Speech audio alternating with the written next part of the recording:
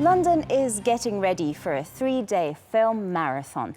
Dedicated to independent storytelling, the Sundance Film Festival continues to bring fresh perspectives to wider audiences. Here's a glimpse into a few of the films being previewed. Why are they filming you? I don't know. Most of the time, I don't know why they're filming. Are you somebody I'm supposed to know? It's Republicans wrapping their arms around Republicans rather than doing the right thing on behalf of the heroes. The US elections have dominated the headlines, and one of the films causing a storm at this year's Sundance Festival UK is a documentary about the downfall of former US Congressman Anthony Weiner. Co-directed by his former chief of staff, Weiner tells the story of the politician's mayoral campaign, which descends into chaos following revelations about his sexual misconduct. Absolutely. I mean, one of the things for us, yes, this is a story about Anthony and a campaign, but we think it's also a story about our politics today and how it is just driven by sensationalism and spectacle. And we don't have to look very far to see that being played out with Donald Trump right now in the US. After a one-year hiatus, the Sundance Festival UK is back with a bang, showcasing the best of independent film, documentaries and world cinema. This year's lineup includes directorial debuts by Clea Duvall in a dark comedy about a marriage in crisis, a gripping drama about American fraternity culture, Goat, and a much-hyped moving documentary about a young boy with autism. Life Animated tells the story of Owen Suskind, who emerges from his isolation by immersing himself in Disney animated movies. Earlier this year, the film's director Roger Ross Williams was awarded the Sundance US Directing Award. How I told Owen's story is I used something called an interrotron. So an interrotron is a camera behind a television screen. So Owen is looking at my image when I'm interviewing him on a television screen. So, and we are filming him through the screen. So when he's telling his story, he's looking directly at the audience. And so because Owen has grown up looking at its television screen, so he's very comfortable with looking, and he can look me in the eye in the television screen. If I were just sitting there like you're sitting across from me, he couldn't necessarily look. He would turn away, he would self-talk, but he's very focused on a television screen. The Sundance Festival UK runs during the first week of June at London's Picture House Central. Miriam Francois, TRT World, London. The Sundance Film Festival London is taking place until the 5th of June. To find out more about this year's edition, editor at ukfilmnews.com and actor Alice Alexander joins us now from London. Hello, Alice. The Sundance Film Festival lands in the UK. Tell us what makes this festival unique in general and how is it finding a home in London? I think Sundance in itself is a unique festival because it allows independent filmmakers a chance to showcase their work. The one in London in particularly, it brings kind of an international audience.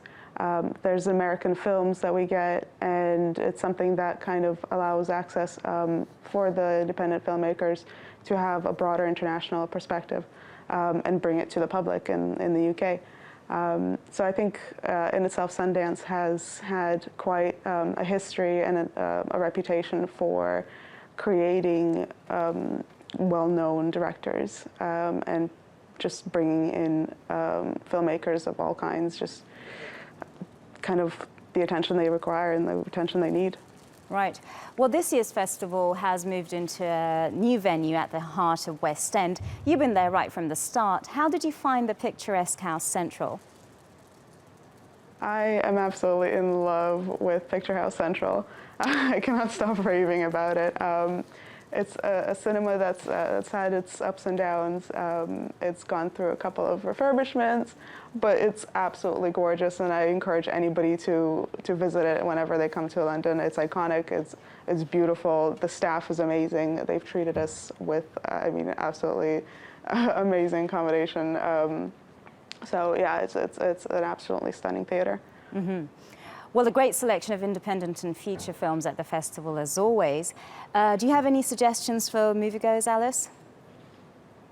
The Indignation is definitely by far my favorite out of the lineup. It's picturesque, it's absolutely captivating.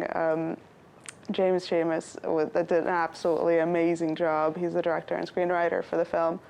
The acting in itself is just phenomenal, as it just draws you in. It's something that you kind of, it does pull you out of the theater and makes you forget you're watching a film.